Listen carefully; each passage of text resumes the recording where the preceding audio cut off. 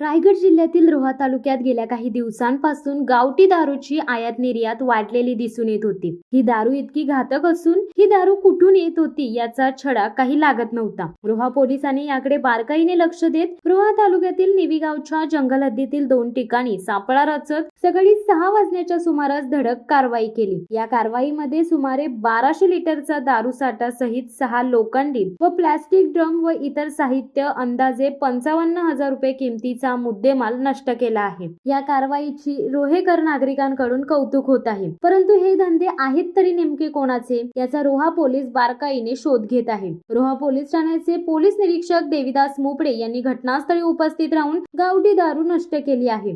शिवसत्ता times साठी अक्षय जाधव, रोहा।